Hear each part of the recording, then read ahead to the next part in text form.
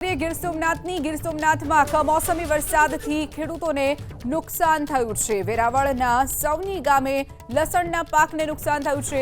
સવની, ઈશ્વરિયા, મંડોર, દેવળી ગામને નુકસાન થયું છે। તાલાલા તાલુકાના ગ્રામ્ય વિસ્તારમાં પણ લસણના પાકને મોટા પ્રમાણમાં નુકસાન। સરકાર સર્વે કરી સહાય ચૂકવે તેવી ખેડૂતો માંગ કરી રહ્યા છે। ગીર સોમનાથના આ દ્રશ્યો છે જ્યાં વેરાવળનું જે સવની ગામ આવેલું છે, ઈશ્વરિયા, મંડોર, દેવડી અલગ અલગ ગામના જે ખેડૂતો મોટા પાયે લસણનું વાવેતર કરે છે તેમને નુકસાન ગયું છે।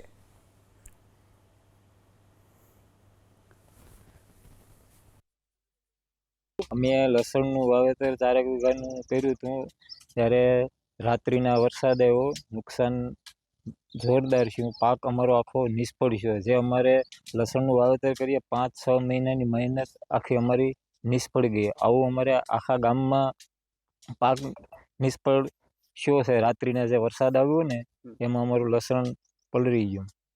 અમે વીઘે 2 કોથરાના વાવેતર કરતા 8-10 કોથરાનું વાવેતર અમે કરેલ છે લસણની અંદર। આ પાક છે અત્યારે આ રાતે કમોસમી વરસાદને કારણે પાથરા પડ્યા હતા ખેતરમાં। તો રાતે તો કોઈ પાસે એવી સગવડતા ન હોય કે તાત્કાલિક આ કરી શકે, બરાબર। અને પાથરા છે તો આમાં કંઈ ભેગા કરીને ઢકાતા નથી સાહેબ, બરાબર।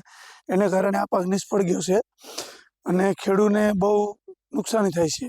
આને કારણે જો સરકાર કંઈક સહાય કરે તો ખેડૂતને થોડોક લાભ મળે છે। બાકી દી પાંચ આવું ને આવું રહેશે તો ખેડૂત તો પાછળ જ ધકેલવાના છે, કેમ કે નિષ્ફળ જવાના છે। એના પૈસા રોકાઈ ગયેલા છે તો બિચારા ઊભા કેમાંથી કરશે।